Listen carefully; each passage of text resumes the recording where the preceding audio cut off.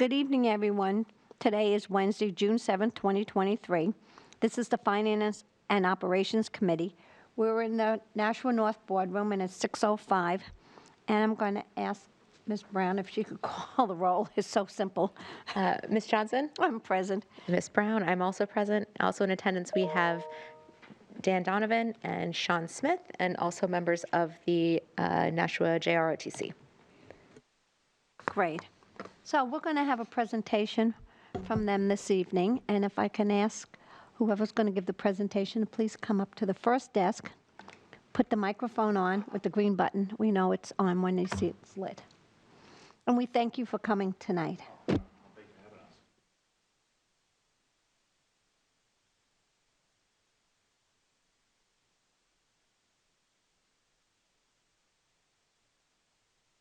All right, good evening, everybody. I am Sergeant Ellis, instructor for the Air Force GROTC program. To the right of me is Cadet Lauren Landry. She's our commander for the program this year coming up. She's been in the program for 4 years and has been just one of our tremendous leaders who's earned her title in a role, and I just can't wait to hear what she has to say. With that said, we are requesting approval for an obstacle course. What led to this was over the last couple of years, physical fitness is a staple in our program. I believe that it also helps with health, wellness, mental strength, spiritual strength, emotional strength, and recently we participated in our Raider competition. That's a national event for Air Force JROTC as well as other ROTC programs, and the cadets took forth out of 18 teams, and they trained and prepared hard. Ms. Gingras allowed them to receive varsity letter for participation in this. It's not vetted as a sport because it's only allowed for GROTC cadets, but they have worked hard 5 to 6 days a week, and we had talked about it, and we wanted to go through with this. With this said, this will cost the school district $0. I went through the vetting process through Mr. Burns, Ben Belanger, the head of maintenance here, Ms. Olson, Ms. Bistaff, who use the field in the back for band directing to make sure I do not get in the way of them. Ms. Gingras and I walked the whole course itself, and then I did a risk management survey and submitted to Mr. Smith for his approval. And as far as it was, everything lined up with what he needed to see to make sure everything was paramount, safety was paramount. And again, we just kind of wanted to go forward with this process. And again, I reiterate, it costs the school district nothing. We will manage and maintain it. And then I will pass it over to Cadet Landry, and she will go over some of the things that she feels why this is an important fact to have for our program. But I want to keep in mind what we do in JROTC is not subjected to just JROTC. This is for the school district to utilize. This is not just for us. I would be wrong to hoard or keep that to just us. I've talked with the PE staff. This could be for anybody who wants to use in the school, treat it as a professional development training. Again, health and wellness, keep our teachers sharp and ready and mentally fit to go on and try and challenge new things and build confidence. So I think it's a great opportunity for everybody, and I will turn it over to Lauren. Good evening, everyone. For those of you who don't know me, I'm Cadet Colonel Lauren Landry, and I'm the group commander of this program, as Sergeant said. So I'll just be talking about how I think this obstacle course will help students, as Sergeant said, all throughout the Nashua School District and within and without the program, and how it will affect us positively in all of us individually in positive ways. So this past spring, our JROTC program created a Raider team for the first time ever, and we had an amazing outcome. We held a meeting in the beginning of March to see how many cadets were interested in it. We had to build 2 teams of 8 with 2 alternates, so 20 total, and over 35 cadets attended the meeting. This goes to show how students were excited and invested in the idea. If that many high school students were invested in the idea, imagine how many students all throughout this school would be invested in it as well. The high school journey to me is all about students finding where they belong and growing not only as a high schooler, but also as a leader throughout their community through the 4 years that they're in high school. The creation of this obstacle course is the perfect way to make that possible. In my personal opinion, that can happen through 2 specific ways: by improving their mental strength and expanding their leadership skill set. The first part I want to touch upon is how it will build our an individual's mental strength. As I mentioned, no sport well, going back into my childhood, no sport really stuck with me when I was younger. I tried a bunch of sports. I tried basketball, soccer, gymnastics, all that kind of stuff. None of it really stuck with me like Raider Team did. When I found Raider Team, I found a home sport somewhere where I felt comfortable. And not every sport is going to be for every student. Not every student is a varsity athlete, just like I'm not, but Raider Team really stuck with me. I grew up watching shows like American Ninja Warrior, and I always had a liking in things like that. And if I hadn't joined the JROTC program and become a member of Raider Team, I never would have been able to live out my childhood dream of competing in a military obstacle course. And I really want other students all throughout the school to have the chance to do that just as I did. And this obstacle course is obviously open to all students within the school, which is a perfect opportunity. They don't have to join JROTC to be a part of it. So, as I said, not everyone is a varsity sport kind of person, and I grew my mental strength, and I know for a fact my fellow Raider Team members did as well by finally feeling welcome in a sport and a team. For the first time, I was able to feel proud of my physical abilities, and that is an amazing feeling that I want everyone to feel at one point. The last part I want to touch on is how this obstacle course will greatly impact students' leadership abilities if it is approved. The point of the obstacle course is to work as a team to complete it. It's not just a one-person kind of thing. There was never a Raider Team practice that I attended that we were not all working together as a group and supporting and cheering each other on no matter what.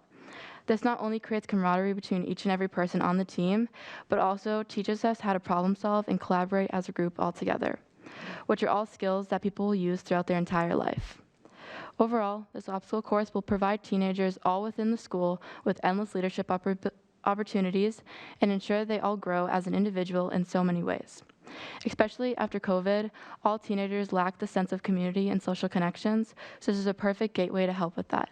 This opportunity is too beneficial to not take advantage of. Thank you for listening. Thank you so much for that presentation. It was wonderful. Is there any questions, Ms. Brown? So yes, thank you so much. This was very informative, and it's great to hear how many opportunities for leadership and camaraderie building this is possible to provide. So all of the obstacles are wood and they're stationary. There's not really any moving parts. Correct. Nothing will be able to move. It'll be solid into the ground and put together. Yes, absolutely. All right. And it'll be maintained by the JROTC program? Yes. Okay.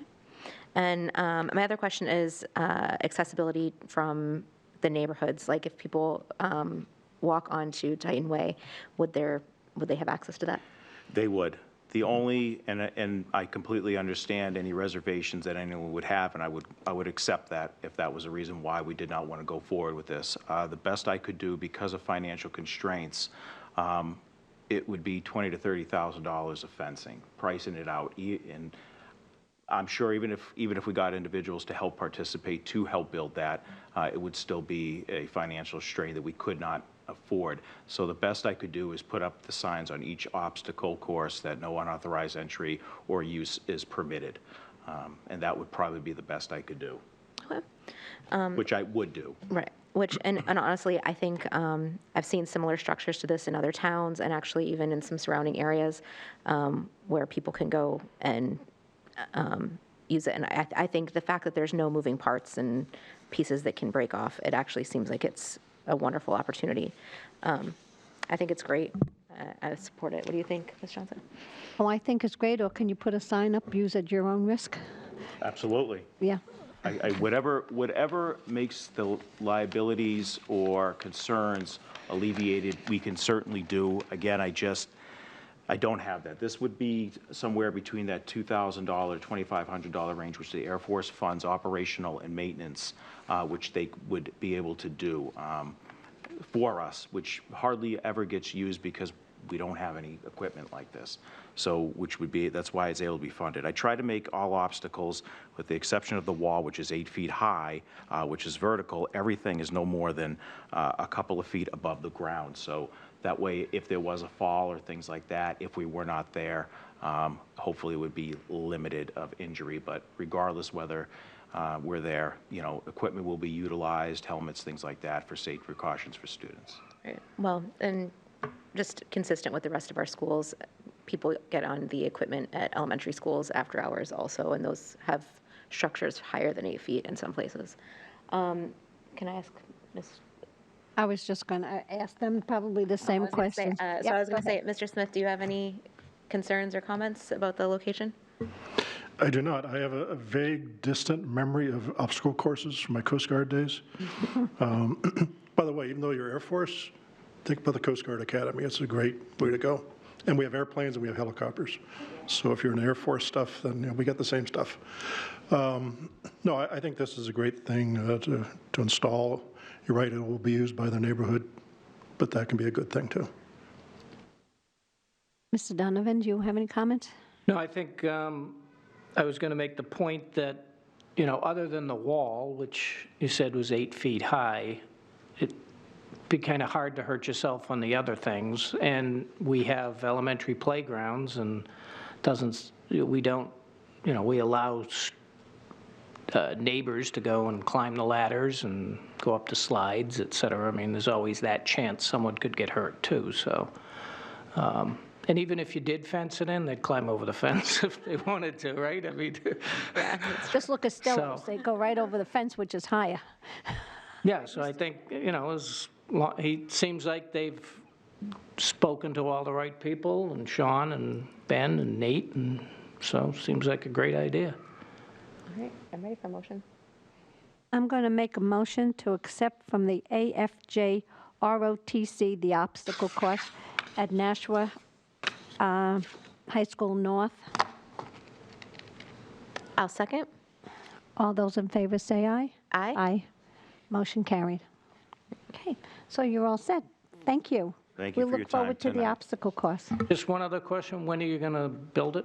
I believe this was the first part of unless this, Yes. do we need to come again to another meeting or is this? No, it'll go to the full board and they'll approve it, but I don't think you need to come, right? Yeah, so rarely do we ever have an issue with I'll something that still we be recommend. at that, in case there's any further questions for anybody who was in attendance there, as well as Cadet Landry, as I think you've all seen. She's a far better speaker than myself. That's why I always bring them with me. But I'll still be there. As soon as everything is approved and vetted, I plan to order everything and break ground as soon as possible over the summer. I'd like to get at least 2 to 3 obstacles built before the summer ends, and then continue forward and build a partnership with other departments to see if anybody wanted to assist. Again, this is for everybody. ROTC is about having an opportunity to have leadership, and when you have leadership, you have empowerment, and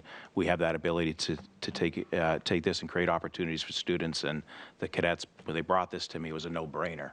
They want to share this with everybody. So this is great. So thank you for your time. Thank you, and I just want to say to you that, the two of you are great speakers, so don't worry about that.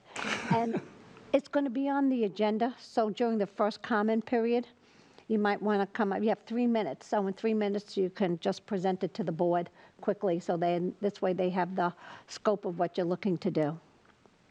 You hear that? You're presenting again. I don't want to hear from me. 3 minutes. We can do that. Okay, We'll do it in less. perfect. Thank you so much for coming. Thank you. Okay, and the next item on the agenda is the food service equipment purchases. I guess it's, which one? You and Mr. Smith. That'll be me. Okay. Okay, so there are a total three items, total of $80,643. What we're trying to do last year, due to the fact that there was free lunch for all students, the food service fund actually made more money than it ever had for a couple of reasons. A, the revenue was much higher because we were getting paid from the federal government per meal served, and we had not only did we had a lower staff than usual, not because we wanted to, just because we couldn't find enough people, so the labor costs were lower. The food costs were lower because we had some grant money to buy healthy food, and we had some of the government surplus food. So we actually have an amount in there that's higher than typical, and the state reached out and said, you need to start spending some of this. So this is the beginning of that. They limit what you can spend it on, so improving equipment makes a whole lot of sense. And what we're doing with a number of these items, especially the first item and the third item, the rapid cook oven and the conveyor oven, better equipment will require less labor and it'll add speed. So the plan for the future of food service and a way to keep costs down going forward is to have better equipment which requires less labor and therefore but still supplies the same amount of food. So the three things listed are ovens, which will replace the panini machines that are out of date and take a long time to heat up the sandwiches. There's also a combi oven, and that's more of a replacement, but it's newer, more efficient, will work more quickly. And then conveyor ovens, which one at each high school, which will be used for the cooking the pizza. Right now we have it's not a conveyor oven. This will work a lot faster. Right now an oven, it takes 10 to 15 minutes to cook a pizza. This will move it through the process a lot quicker. Any questions? No, it makes sense why a conveyor oven would be less labor intensive. So. Yeah. Just more common sense. Okay, so I'm going to make a motion to approve the purchase of the kitchen equipment from Singer Kittredge for a total of $80,648.30. Funding to come from the food service revenue account 91.2100.993.120.71999. I'll second. All those in favor say aye. Aye. Motion carried. Okay, we can move on to the next item. Plant operations, High School North Cooling Tower. Is that you, Mr. Smith? Don't we have CTE equipment? Oh, I missed that. Sorry, CT equipment. Go back to that. Sorry. Okay, so the CTE equipment, typically we don't bring this level of item to the board for approval, but we have a trust fund for CTE it's number 7076, and when we spend out of that fund, we have to get approval from the Board of Education. So the balance in that account right now is $8,504. This chips away at that, but to let you know, there's also another account where, but it's a special revenue account. So what the plan is to spend this down to zero, and then we'll move forward with the special revenue account. And the special revenue account has income coming in each year from students that attend our CTE programs from other towns. We receive funds from their district, and we put those funds into the special revenue fund. That will be used to improve equipment. So once we get sort of the CTE in a better place from a top management point of view, it's 547. It'll be over 600,000 fairly soon. We'll reach out, get some sort of a plan on how they plan on spending it, which programs, what they're going to put in, and then we can sort of work with them over time. But that's just a little background. This is simply, they would like to purchase ice machine at for the culinary department. That's the machine they have now is 19 years old. That would be at $3,500. A freezer chest for the school store. The school stores are, the marketing group is now getting involved, and they're going to sort of reopen and energize those. So they'd like a freezer chest, and they would like 2 firelight alarm panels for the electrical program. And these are teaching items to teach students how to install, repair, and troubleshoot problems with fire alarms. So those are the 3 items they'd like to purchase. The total is $5,500. And as I said, it'll come from the funding to come from the trust fund number 7076. Any questions? Okay, I'm going to make a motion to approve the purchase of the CTE equipment listed above totaling $5,500. Funding to come from the trust fund number 7076. Second? All those in favor say aye. Aye. Motion carries. Okay, now we can get to you, Mr. Smith. I kind of jumped ahead. Thank you. So this school was put in operation in 2002, and the cooling tower is an integral part of keeping the school cool in the summertime. It helps with the air conditioning system. Basically, it's a tower that sits on the wing over near the gym, and over time, the various parts in it decay, rot, rust, whatever. Basically, it's a tower that you bring up the hot water, and it goes through all the membranes and everything and cools it off before it goes back and gets recycled. And instead of having a force system, we want to go to a gravity-fed and replace a lot of the components. So this has been on our list to do for some time. And we went out, we developed an RFP, sent it on the street, got very little response from anybody. We started beating the bushes after the deadline had passed, and finally got one company to agree to give us a proposal. We did get at least 4, if not 5 companies say, no, thank you, we're already booked. We don't want to do the work. So I think we at least made the effort to try to get multiple bids. So the one company is Palmer and Seacard of Exeter, New Hampshire. They also happen to be the mechanical contractor at McCarthy Middle School, and we've had plenty of experience with them in the past. Their proposal, their bid came in at $168,525. I recommend we award the contract to them to refurbish the North High School cooling tower. And the funds will come from school district deferred maintenance. Mr. Donovan will talk about that a little bit. Yeah, so the current deferred maintenance doesn't have enough money in it, but when we go through the forecast, I'll show you that we have some excess funds and we can certainly fund this. Because I believe I actually made a small error once, a couple months ago, when I told Mr. Smith there was enough money to cover this, reading a certain report. I misread the report, so then I had to call him up and tell him he didn't have enough money. So he was... I bet he was thrilled. He was, yeah, a little bit surprised. He didn't flip out as bad as he usually does. But yeah,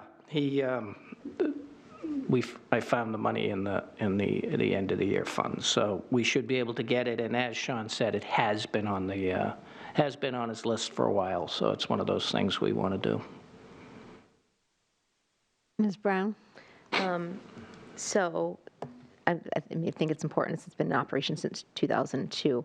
Are there other parts of the system that are going to need support soon? We've spent a lot of money already on the system. You've heard of the term of a chiller unit. We've actually put a lot of money on those. We replaced a lot of the guts of one of them. There's a large one and a medium-sized one in the boiler room. So this is really the third piece of that to keep the school air conditioned. So after this, we should be good for a while. Okay, thank you. Now, should this have been fixed all at once or more piecemealing? No, it's really totally separate things. So the chillers are made by a company called Train. You've probably heard of them. That's their, as far as we're concerned, that's their sole part of this. The cooling tower was built by a totally different company. So it's a separate task, really nothing to do with each other. Okay, that's what I wanted to know, because, this deferred maintenance that we keep deferring until everything breaks down, that's why I'm asking all this question. Should it have been done all at once, or does it normally get fixed like as each item goes on it, like, or would you come in and just upgrade the whole thing at once? In my mind, this is exactly what deferred maintenance is for. Okay. If you don't spend some money as we go along, then there's going to be a $30 million bill, in 10 years, if you try to address every single thing in the high schools. So paving of the pavement outside is very high on my list, but that's going to cost an awful lot of money. But we can maybe attack it with deferred maintenance and No, maybe you can cry to the alderman. You can ask them about that capital improvement account like I asked them about. Okay, with nothing else said here, I'm going to move that the Board of Ed award the contract to Palmer Saccard of Exeter, New Hampshire, in the amount of $168,525 to refurbish the North High School cooling tower. Funds will come from the school district deferred maintenance account. I like that word, deferred. Any questions? I'll second. Okay, all those in favor say aye. Aye. Motion carried. Okay, so Mr. Smith, you got that one. The second thing I have is to report on lead in drinking water. So you may recall back in 2018 that the legislature passed a bill that put a maximum lead content in our drinking water of 15 parts per billion. It also required that we do testing to verify what the water is in our schools. So we did testing. We found a number of fixtures and areas that were above the 15 parts per billion, and we took action. We replaced fixtures and then retested, got back underneath the limit. Then this past year, they passed another bill that decreased it from 15 parts per billion down to 5. They also changed how we did testing. So a couple years ago, when we did it the first time, we ran the water the night before and then took the samples in the morning. Now they want no running of water in advance. So they want kind of the worst case. In other words, if it sits over the weekend and you're turning it on first thing in the morning, then that's the test that they want taken. I kind of understand why they would do that. So we've not done all the schools yet. We did as many as we could over April break. We haven't counted them actually. 1, 2, 3, 4, 5, 6, 7, 8, 9, 10. Did 11 schools and took a total of 223 samples in those 11 schools. 26 of the samples came back above 5 parts per billion. So the state has a very well laid out system on what to do when you discover this thing. The first thing you can do is shut off the water to that fixture. So in many cases, probably at elementary schools more than others, have bubblers in the classrooms. So then you turn off the water to that bubbler so they can't use it. The other thing you can do is post it. So just don't drink the water. And we've done that. Either way, we've addressed all 26, at least in the short term. We've put signage up. In some cases, we've replaced the fixtures already.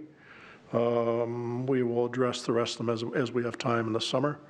You may know I've been down to, first of all, I had 0 plumbers for the longest time. And then I finally got one a couple of months ago, and I believe we have another one hired starting the 1st of July, so I can start to address things like this. The full list is on the state's website, and that was highlighted for you in the memo that was sent to you. I went to that myself this afternoon to look at it, and it's a little cumbersome because you have to scroll through the whole thing. You just can't pick out Nashua schools and then print that out. You just have to look at every single one. That's what I did, and that's how I came up with 223 samples, and we, quote, failed on 26 of them. So I think we're in pretty good shape. That ratio, so that's 11%, came back above the limit. That's roughly what we did several years ago when we tested the first time around. It's just that they've changed how we take the sample, and then they've lowered the threshold for what's acceptable. And that's where we are. We'll do the other schools this summer once we get into summer break. Any questions? I guess I'm glad we found out, and I'm glad that you addressed it so quickly. So thank you for that. And I'm sure you're really diligent about making sure the students are safe. So thank you. Do you happen to know why they changed the level from 15 down to 5? I would say abundance of caution, right? Because we don't know, particularly the kids, I think. I'm an engineer, I'm not a medical sort of person, but I'm thinking kids are more susceptible to lead poisoning. Yeah, they So you are. definitely want to make sure that the lead levels are less in schools than they are. It's not good anywhere, even in your homes, you don't want high lead levels. But schools we can control. Ms. Brown? And I don't know much about the system. That's filtered out like at the tap level? Is that, or out of the drinking fountains? Is that where, or it's not like actually in the pipes and plumbing where that? So we take the samples at the faucet or where the bubbler is, you know, your little stream. That's where we take the samples and we send them to the state, the lab. They provide the bottles, they do the tests, doesn't cost us anything. So once you find a level that's high, and some of them were pretty high, you know, 5 parts per billion was the threshold. Some of them came back 7, 8, 9, 10, 40. So the question is it just the local fixture that's causing that, or is it downstream someplace? So most likely we'll change the fixtures out, then retest. And if that doesn't get us below the threshold, we have to look further upstream in the pipes. So we're doing what we can at the school district, but if we find out it's something a little bit more intense, then we'll be probably having to look at the city for that. Potentially. Last time, I don't know if it still exists, when the law was first passed, there was a way you could get it paid for by the state. But like a wholesale change of a plumbing system, I don't know if they envision doing that. Thank you. Okay, I don't have any questions. And since this is a memo, we don't have to take a vote on it. So thank you for keeping us updated. Greatly appreciate it. Okay. And now I guess it's back to you, Mr. Donovan, on contracts. Yes. So we have 2 special ed contracts that you've seen for many years. I think all set. So there wasn't, when I looked at the package, I didn't see a cover memo for the 2, but there were basically 2 contracts. One with Clark Associates, and they provide the occupational therapy or the OT services for our students. And the other is with ABC, and they provide the physical therapy. Now, these are both subcontractors to us. They've been with us for a long time, but a lot of people think that the people actually work for us because it's the same people working with our students every day. So when you speak with the special ed department, they all feel very strongly we need to keep these people because of the long-term relationship. There had been discussion at times about going out for bids, and in sort of trying to do that verbally. There's not really a lot of competition. A lot of districts hire someone to do it. If it's a smaller district, they hire 1 person or 2 people, and they do all that work for them. Being such a large district with so many schools, it's typically you don't need somebody there full-time. So with this group, they move around to different schools, and it's worked out pretty well. So the Clark Associates this year, they are requesting hold on one second, a 2.2% increase in their rate, and the total contract itself, they do 2 things. They in their contract each year, they give us a rate, so an hourly or half-hour rate, and they also give us an estimate of what they think they're going to spend to provide those services, since they know the students and they know the services that the existing students will require.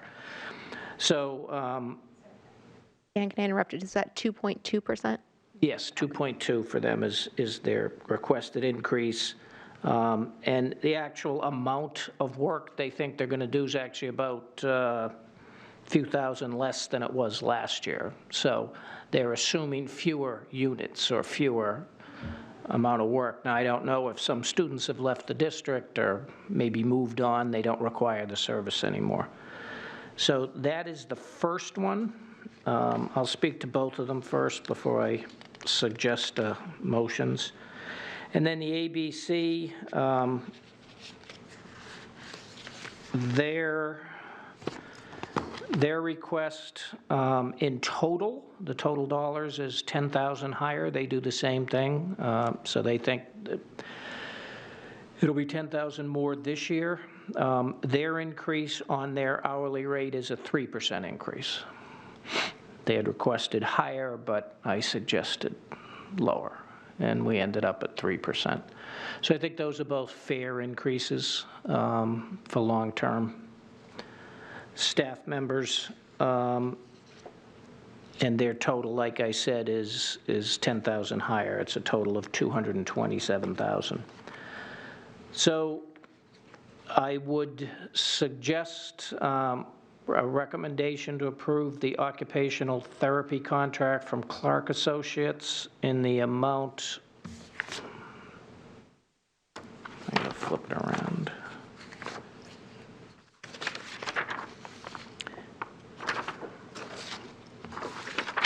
Oh, I got them all. Hold on one second. 800 and, 864, yes, 692.50. yes. And that will be, this is for, by the way, fiscal year '24. Right, So we can probably say using fiscal year, 864, 692.50. 2024. using fiscal year '24 budgeted funds, and the account it'll be charged to is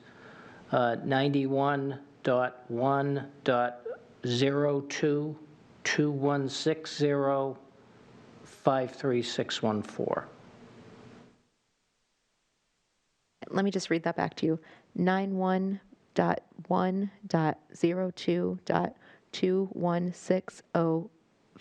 91.1.02.216053,614. Correct.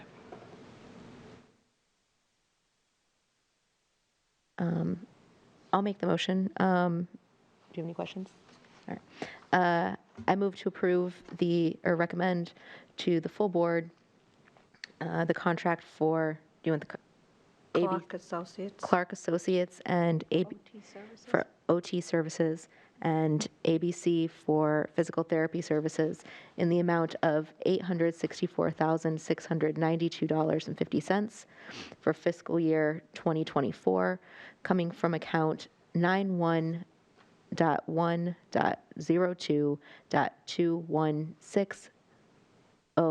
91.1.02.216053,614. And I'll second that.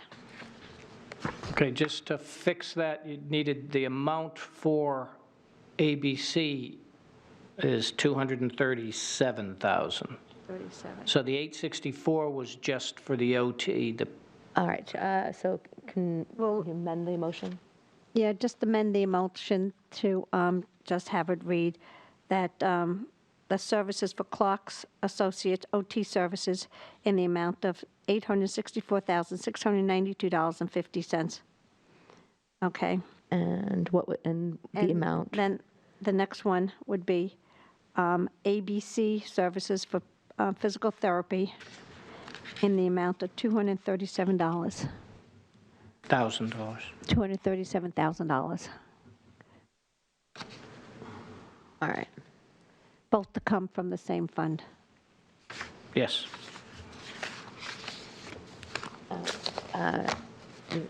We should make it formal, shouldn't we, to amend the motion? Yeah, I All thought I right, did. so, yeah, first, Amend the and, motion. oh, we didn't vote on it yet, okay, yes, I support the friendly amendment. Okay. And, Both of so- us say all in favor? aye. Aye. Okay, now go back to the original motion. And, okay, in favor of the original motion? All those in favor say aye. Aye. Motion carries. It's a little confusing here. Okay, so we took care of the A lot of contract. numbers. A lot of numbers. I'm not a numbers person. Okay, so we took care of the contracts. So now we're into the quarterly credit card report. And I can't read. I have it here.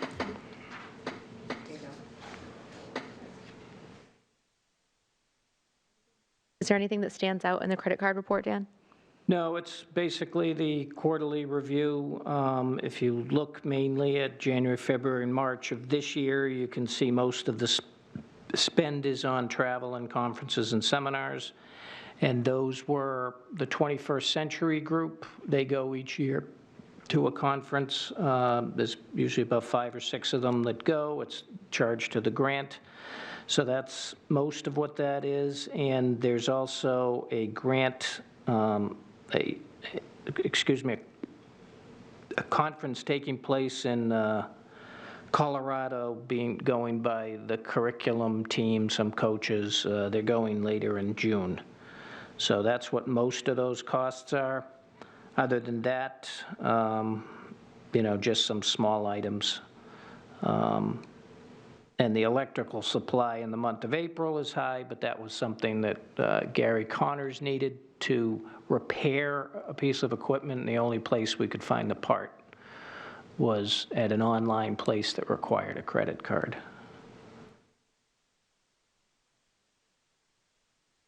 Any questions? No.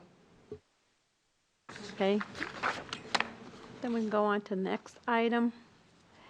It's a FY '23 year-end forecast through May, and you hand carried that in. Yes, you did. Yes, I did.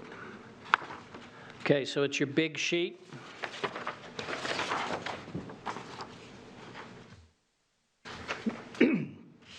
Now, first of all, I usually do this a month prior, but due to the cyber attack, wasn't able to get into the system. So I think I did a pretty good job so far on the labor, which is where most of the dollars are. But we're still behind in getting all our invoices in the system, so there may be some costs coming from invoices that I didn't take into account, but I tried to be somewhat conservative on estimating what the June spend will be. When we get caught up, and I do this again in a couple more weeks, I'll have a better sense of that, but the school still has to go over to the city to get their invoices into the system. So the 2 people that do accounts payable still can't do the full job from the district office. They have to go over there. So it's clunky. Step 1 you do in the school office. Step 2 you have to go to the city. Step 3 you come back and do it. And if you found that you made an error in step 2, then you got to go back to the city and fix the error you made in step 2. So hopefully, we're going to have that cleared up, but it's been very clunky. I understand the city wants to be super careful that nothing gets into their system, so what happened to the school district won't happen to them, but, the reality is the Lawson system, the Kronos system, that's on the city's side, so we need to gain access in there, and so they have a new plan that they're working on this week, so hopefully it'll work. But I'm not the IT expert, so I'll let them figure it out. Okay, so the forecast through May, these numbers I updated through May, there might be a few late May changes, but for the most part, shouldn't be too much. Just to give you a little, if you look at the schedule I provided, you've got the months across the top, July through June. Summer escrow, which is any summer charges that show up that relate to this school year, then it gets an actual. The encumbrances, those are amounts that are in the system now. They just haven't been paid yet, or the invoice hasn't come in. And then you see the third from the end, you see that's the amount that's remaining in the account, and therefore the percent used, and that's compared to what the budget is on the right. So just looking at the labor accounts, you can see the subtotal for the salaries and wages, it's showing about a 2.449 excess in all the salary accounts. Now, there's a slight difference. That does not include, we're using ESS to provide subs. The budget for the subs is up in the labor because we used to pay them. We just started with this ESS. So if you look down in the professional and technical services where it says the 53, and you look in that June column, you'll see about 425,000. So I'm going to have to pay those, I have to transfer some money from the labor and put it down into that account, because it's a contracted service, not a, now to be honest, I think 425 is high, but I couldn't get into the detail on that, so I figured it out. So really the 2.449 is really about 2 million, because when I make that transfer of the 425. But it still shows of the 2 million, we did, we have been, when we put a budget together, we have a lot of those open positions. We haven't filled all those open positions. So that's going to lead to the kinds of excesses we've seen in the last few years. In the budget prepared for next year, I left some of those positions out, figuring we're not going to get them all anyway. So let's be a little more realistic. And if for some reason we do hire them all, we still have ESSER funds that can be for one more year. So I figured it makes a little more sense to do that than to try to sit around and say, we need all this money for people we're not going to hire. And it's not like the police department that then may use overtime to make up. If we don't have a para, we don't have a para. And we'll sometimes use outside services and things like that, but we don't end up with the exact same amount of labor. So that's why it looks like we'll have, that's sort of the big area. The next set, the fringe benefits, there may be extra money there, but we don't get to keep it anyway. It flows back into the city benefit accounts, and they pull it all together. So the only line item there is the educational assistance, and I'm estimating there's about 69,000 extra in there. Most of that is the teacher contract has about 225,000, I think, and there's just not as many teachers taking courses now. We did add, in the last contract, we allowed them to take seminars and spend up to $500 on that, but, so we'll see. But maybe as things change, we'll have more people coming in and using those funds. It's sort of a cyclical thing.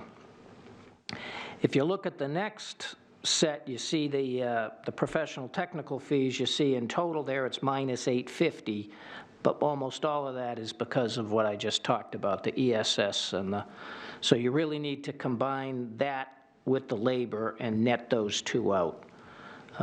So the net in those two accounts with what I'm doing is about 1.7 million excess when you put those two accounts together.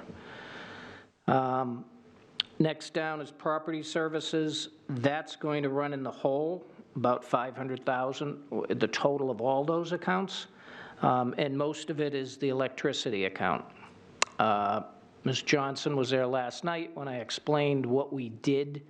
We budgeted in this school year lower by about 450,000 in the electrical, assuming that the work that we did at the two schools where we borrowed the money and with the solar that we would save electricity.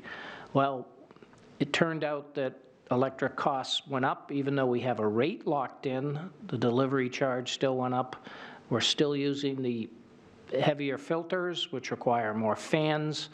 And that dollar savings in the beginning of the year related to solar just didn't show up in the invoices. They're beginning to get there, but it doesn't happen just like that. It takes some time. So you'll notice that in the budget for next year, I put the number back up to 2 million. So let me ask you a question about this solar. So how long is it going to take to build the solar up that we'll be able to use it, that we're going to see some? Well, we're getting some now, okay? Yeah. But we didn't, by the time we turned everything on, like some of them we turned on like in November, Now, you don't get a lot of sunshine and solar savings December, January, and February, right? So you really need to have the system on in the spring and the fall, because that's where you're actually going to use that solar to power the school and therefore get the savings. So what did we projected the savings that we should be getting every year? I Well, remember we talked about that. Each agreement has a different amount. Yeah. So I've actually, between that and the savings on the equipment for these buildings, Sean and I are going to meet with the appropriate parties in the next month or so, hopefully, and figure out, break it down. I have not personally, Sean's done some work on it with Doug, who works for him, but I haven't sat down and looked at the detail of each of the solar arrays, of each of the buildings here to see where the savings are. Because keep in mind, we need to meet with the vendor that finished the work here. They just finished. It took them a lot longer to finish than expected, because there's a guarantee that if we don't get the savings they projected, that they're going to cover that difference. Okay, so we haven't had that meeting yet. We need to have that meeting this year. So I remember we voted on, I think in 2020 during COVID. They came in right before COVID or something. The presentation was given to us. Going to save a lot of money. It's going to be great. All this. I think I was the only one who voted against it. It's always 8-1 with me, because to me, I feel if you live down in Florida, solar's great. You live up here, you don't have the advantage. You've got like December, January, February, and into March, basically, that you've got your snow, your cold, and everything, and the sun. I mean, we're New England. Look at what just happened. How many days haven't we seen the sun again? And it got cold. So when you're like that, the solar panels aren't getting the rays to help save money. So I'm just kind of curious where we're going with this now. I don't know. Well, but we didn't, for those arrays, it didn't cost us anything. Keep in mind, it was an investor was the one who paid for it. And so even if we don't get quite as much as projected, as long as we get something, that's a good thing. And from the green point of view, that's a good thing too. So, but I guess my estimates on the savings in year one were off. So going forward, be a little more careful. But like I said, I think, like, in speaking to Mr. Smith quickly, it took a little while to get the thing going, right? So. Okay, thank you. And I think it's okay for one time on a new project for you to be a little bit off, because you're pretty conservative about most of your numbers most of the time. So. Yes. Okay, so I'll be making some transfers where I take some of the extra funds up in the labor to cover the electricity. So in total for the budget, we'll be fine. And then the other services, the one area that the very first line, the telephone voice, that's going to run over by about 60,000, maybe 50, but somewhere. I sort of knew that all along. We did budget that a little bit higher for next year. We did plan on putting in the new phone system next year, but now with the cyber attack, we may need to spend those funds on software to prevent that from happening again and push off the phone, or we'll have to figure something out. But and then if you look at the rest of those other line items, they're pretty level in total. There looks to be a little bit of about 40,000 in the transportation. I'm going to do a deeper dive on that. It's a little higher than usual, but I guess it's possible for the regular transportation. Tuition out of district, which has been a thorn in the side for a while, but it hasn't the last few years since COVID. We have fewer students. It looks like we'll pretty much break even in that, which is good. Okay, and then flipping it over, we have supply accounts. These are, there's the school supply accounts, there's the plant ops supply accounts, and then there's sort of the books and periodicals and subscriptions. A lot of different people spend money there, all the different schools, and Typically, the schools are done with their purchasing by now, but because of the cyber, I had to extend their time.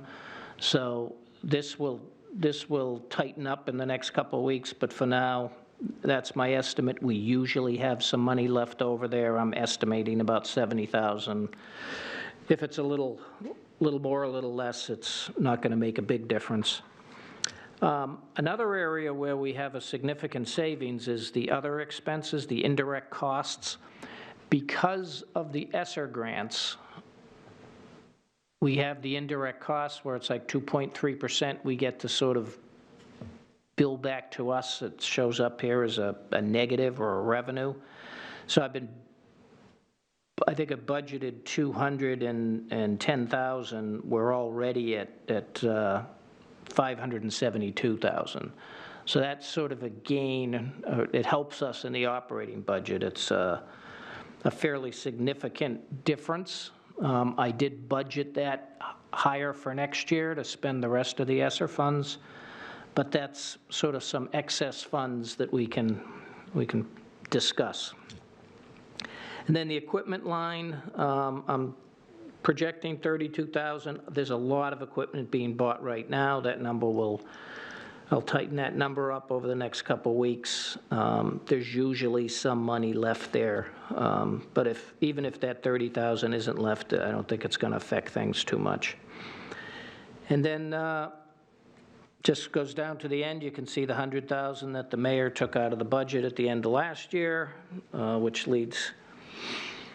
So basically, the total, if you look at the bottom of the box, based on this estimate, there's an excess of 1.592 million. So, since I just sort of wrapped this up yesterday and today, it's listed here escrow requests. They're not going to be all escrows. Some of them will just purchase the items in June. But I went through my file of things that people didn't put in the budget last year or things that they requested. You can see the first items, Fairgrounds Middle School wants some more musical instruments. I guess they had some failures of a few of them, so they reached out and said if there's any extra money, could we have that?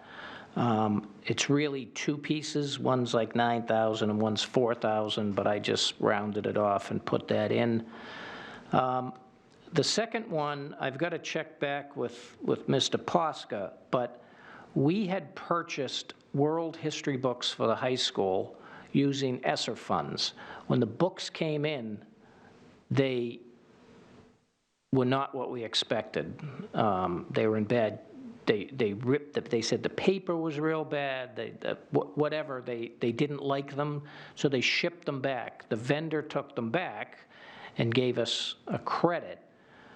But the department, in the meantime, decided they would rather do sort of an online textbook as opposed to the hard textbook. But there's that. You have to sign a subscription, and to get a good deal, it's a multi-year thing. So to do that, it's another 30,000 on top of. But keep in mind, it'll be an online book, and it's not going to wither away with the hands of high school children. Is that $30,000 and we'll have to pay that annually? No, that will give us like a 5-year deal, but we couldn't charge all that to ESSER because it's so far out. But we could use operating budget excess funds this year to pay for it, and then we don't have to pay for it for the next 5 years. And since it's an online resource, do they edit that when there's edits to the source material as opposed to when you have a hard copy of a book, you just have to wait for the next edition? I don't know. I could ask that, but I don't know. Thank you.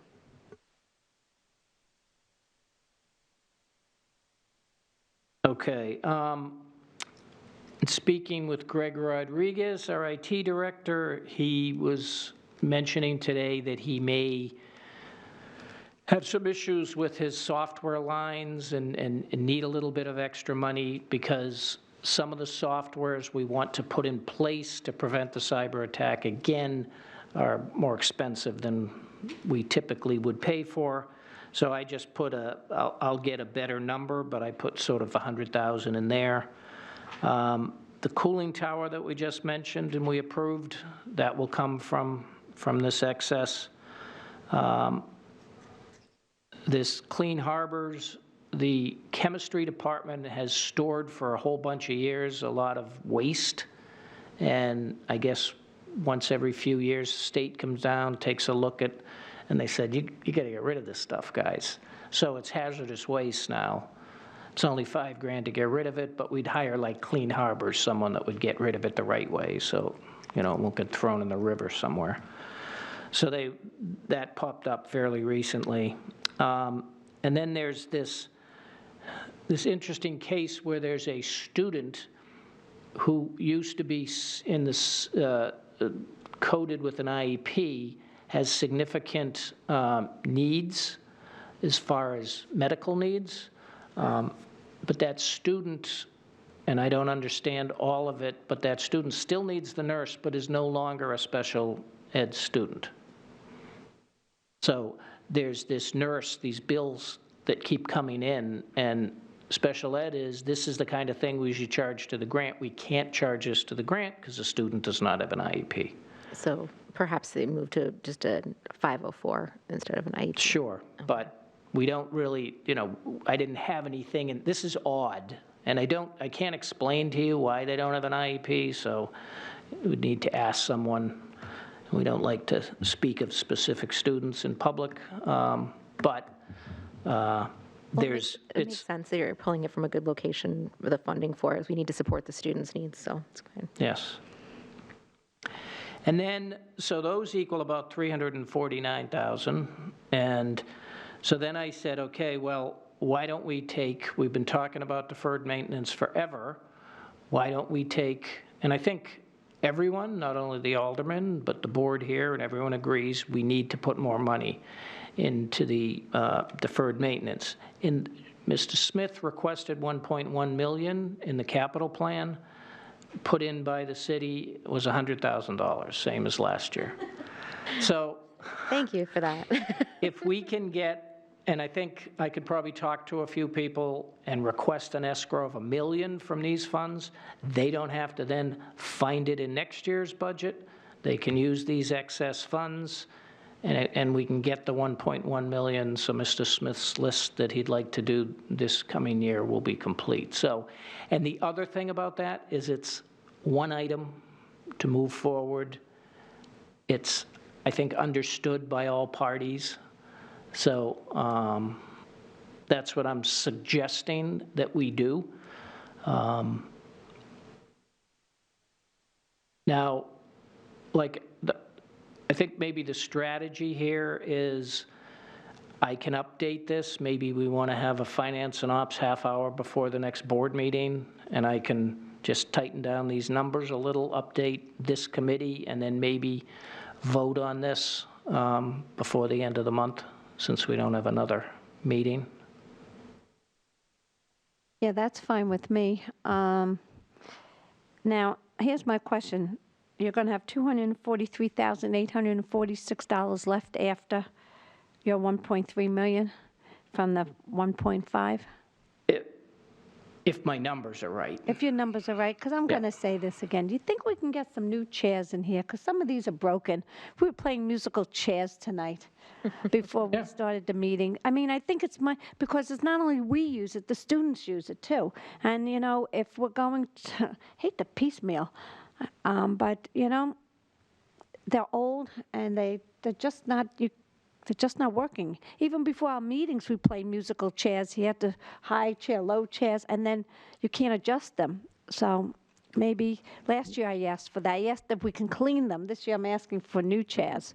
Oh, yeah, I mean, we could do that. I think can that would be- get a couple quotes and. Yep.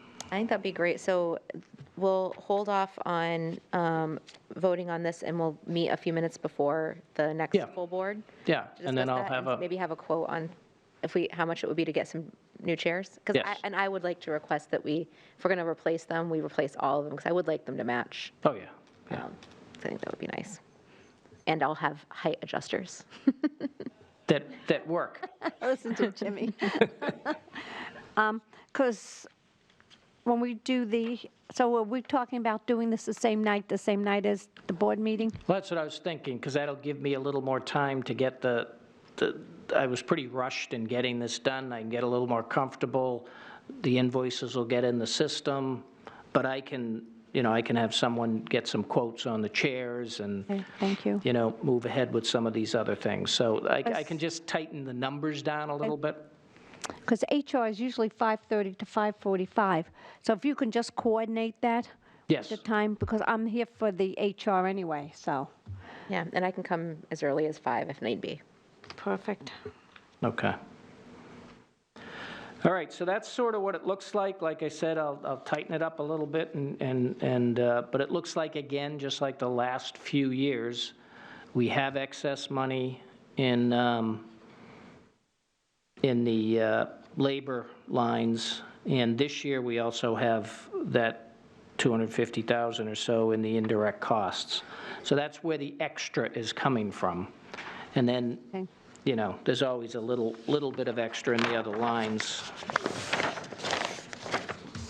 Okay, so now we're on to the financial report for, Okay, since we just went through that, I think that kind of takes care of it. I did have in the package the April and May reports, just because I think that's part of the run-of-the-mill. We always have them available, so if someone wants to look at them.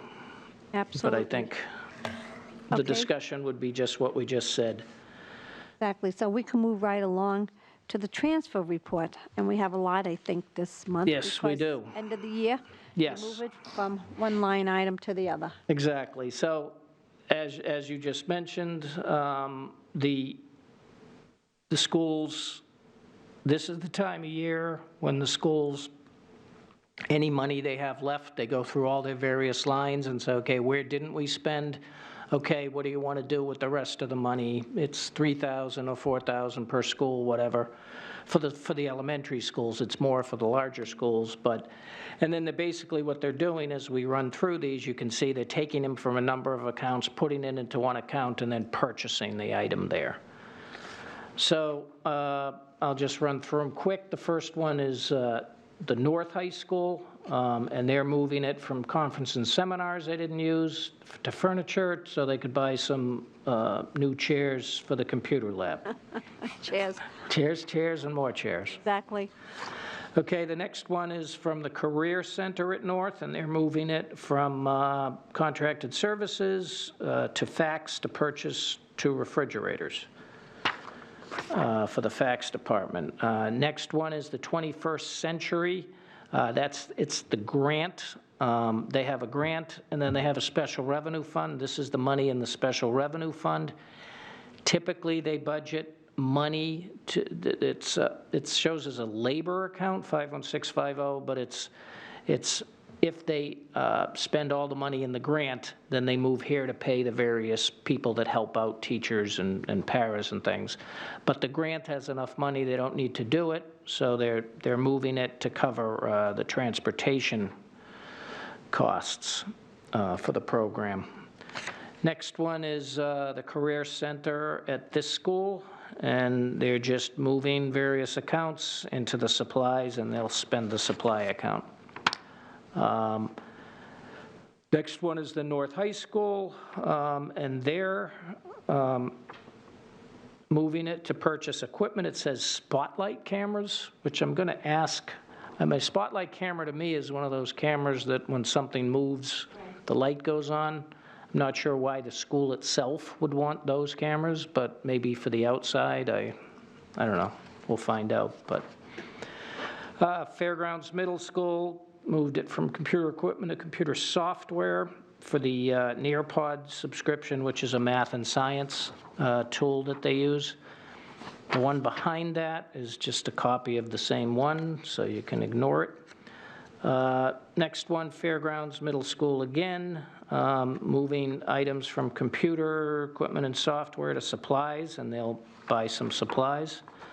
And the next one, the Career Center at North, moving it from equipment repair to supplies. So as you can see, there's a lot of that. The Technology Center, Same thing, they're just moving from equipment to supplies accounts.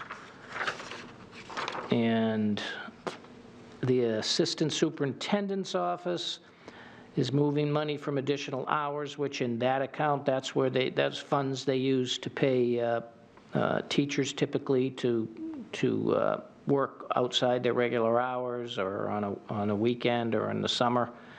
And they're using it to cover that seminar, which I think is the one that they're going to later this month. And then Broad Street, from equipment to supplies to do their year-end spending.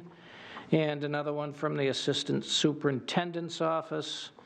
This is another one, they moved it from miscellaneous to furniture. I don't know what furniture they're buying, but I'll ask them. Okay, so those are the April ones. The May ones, first one is from South, and they're purchasing chairs, moving it from various accounts to purchase chairs. Assistant Superintendent's Office, again, they're moving money from supplies to conferences and seminars. To cover the AP Summer Institute, those are, I think, 3 or 4 teachers from each school go to that institute. Typically, we pay for it if the funds are available. The next one is for the South High School, and it's to pay for the band uniform dry cleaning.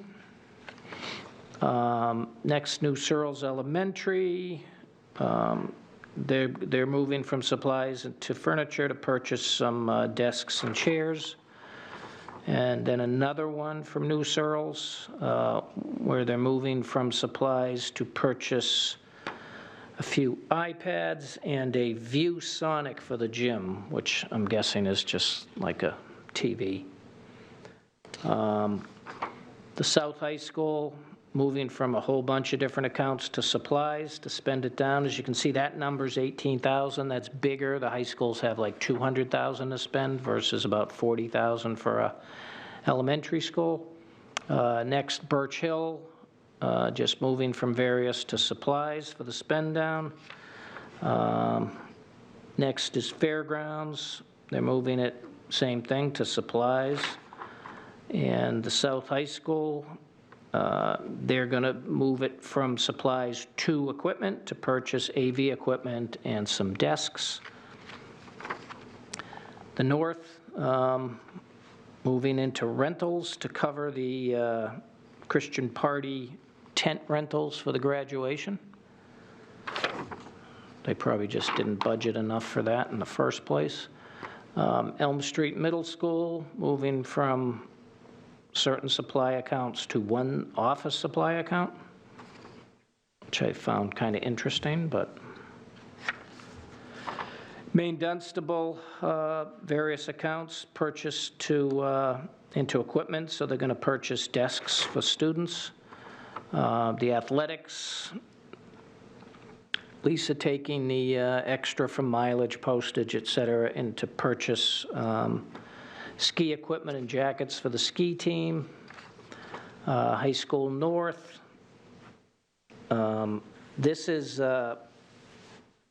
$17,982, and they're purchasing more desks too. So if you remember back the last few years, we had a couple of large purchases, and now they're kind of chipping away with the excess because the desks are about 20 years old at this point. North again, educational supplies to equipment. Fairgrounds, same thing, equipment to supplies. Technology Center, same for supplies, 2 entries for them. And the last one is the North High School, and they're moving some money into the music department so they can. So that's your big one. You probably won't see too many in June because they're supposed to be kind of wrapped up by now. And in the beginning of the year, you don't see too many entries. The only entries you'll see next month is the ones that I do, which is moving around the excess funds and making purchases. Okay, I'm going to make a motion to accept the FY23 transfer reports for April and May. Second? All those in favor say aye. Aye. Aye, motion carries.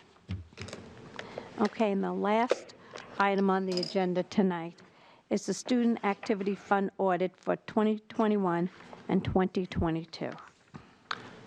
Okay, so we have finally caught up on the audits.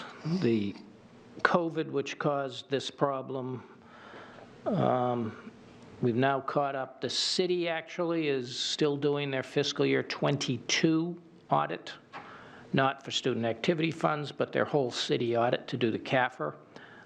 They're hoping that'll be done in August, so then they'll be caught up, and then they get to jump right into the audit again in the fall, so they can catch up. So COVID, when it came to audits, sort of put us all in a difficult spot. But in talking with the auditors here, we said, let's get this done. They had to finish one before they did the other, but they did them at the same time. So this is the Student Activity Fund audit. This is required by the board.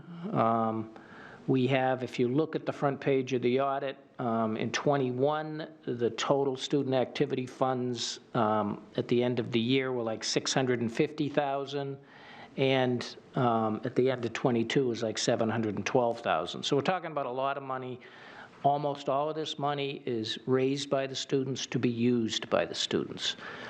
It does get commingled occasionally with things like when the companies that take pictures of the kids, they'll kick back some of the money. We turn around and give that back to the school. The school maybe has more flexibility if they want to use that to spend a little of it on teachers or some sort of a day for the whole school. But most of these accounts, it's money raised by students for specific purposes, and it's supposed to be used for that. So when they did the two audits together, the results pretty much said the same thing, because once again, they were a year behind. The same issues that happened again. So in my memo, I talk about some of the things that were found in both audits.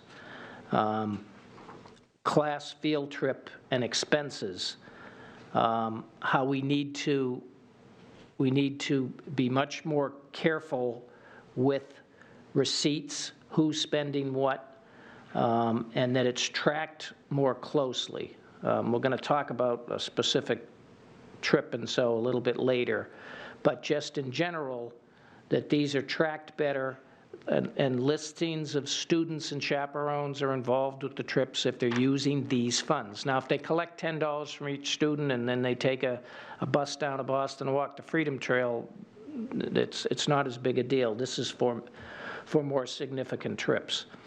Approval of employee reimbursement. So if an employee is using their credit card to make a purchase and then getting reimbursed here, they need to, if it's over $500, it's got to be approved by the superintendent or his designee, which happens to be me. So Is that before the purchase is made? Or is that, do they need to just show you receipts afterwards? Yes, that the receipts are seen and that I approve the actual check being given to the employee. So it's more that. I'm not approving the purchase that typically has already taken place, but I'm just making sure they have all the paperwork in place when we cut the check to the employee. Good. I think that's really good. So they've been starting to do that. That's actually in our policy, and we hadn't really been following that. Most schools. I was going to say, I looked through this. Sorry, I didn't mean to interrupt. I looked through here, and it looked like there were some pretty big discrepancies on some of these field trips. Yes. And then the non-student related disbursements, which I spoke about, there's if it's funds that can be used for the school, i.e. teachers and paras, let's say, as opposed to just students, and it's more general, it should be in the principal's account within each school has a principal's account. Sometimes they end up using funds from other things for that. They're not supposed to do that. Gift card purchases. The auditors have always been very careful. We want to know who you gave the gift cards to, because if you just turn around and buy a whole bunch of $20 gift cards, how do we know who even got them? right?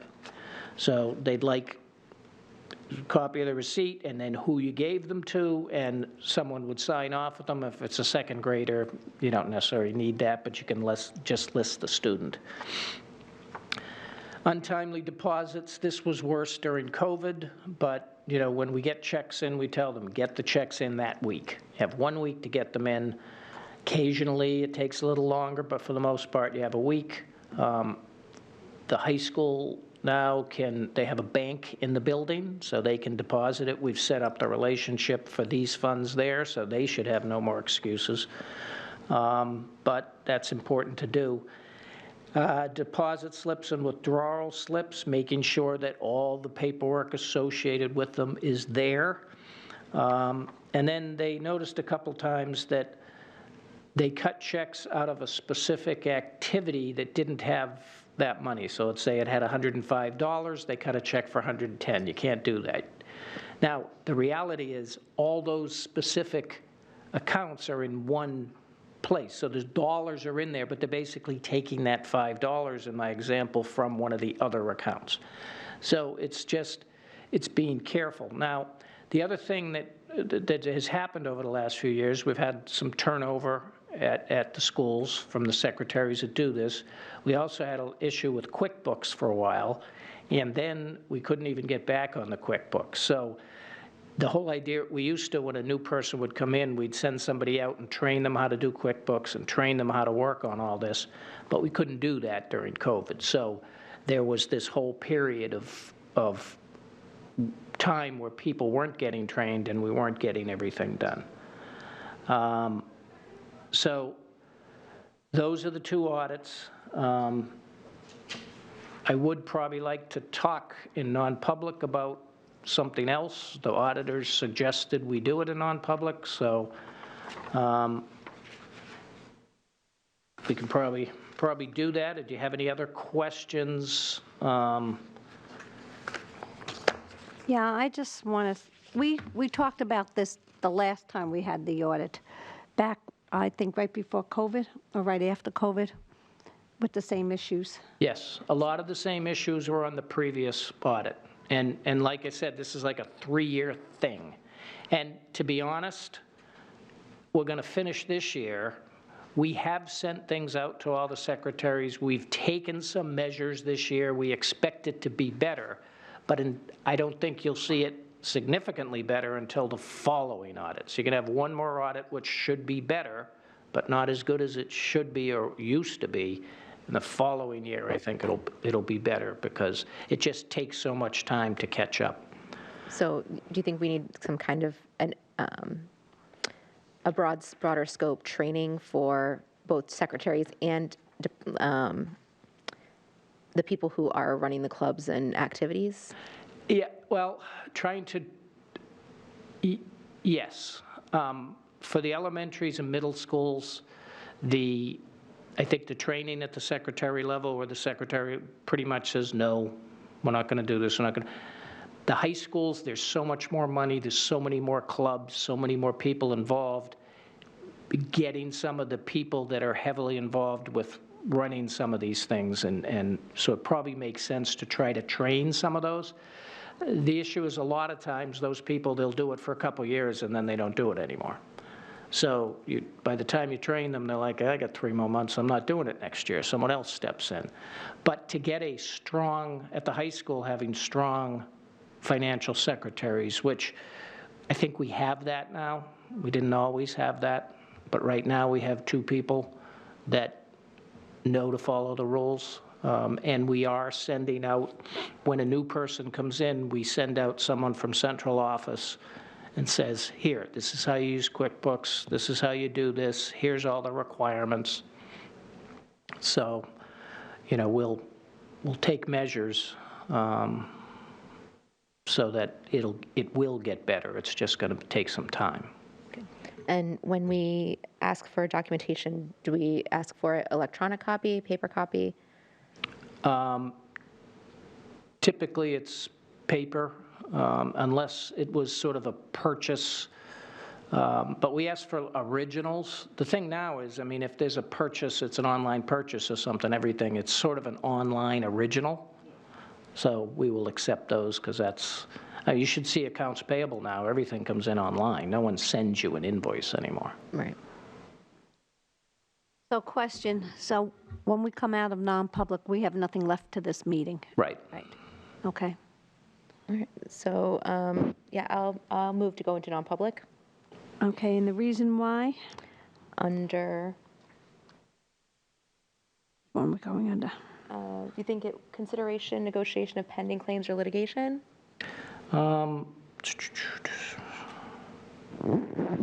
Well, it's related to like an employee. Oh, so, Let's see, 2C. Under RSA 91A 3, 2C, matters which discussed in public would likely affect adversely reputation of any person other than a member of BOE unless such person requests an open meeting. Yep, sounds good. okay. And I'll second that. All right. All those in favor say aye. Aye? Motion carries, and we're going into non-public at 7:30.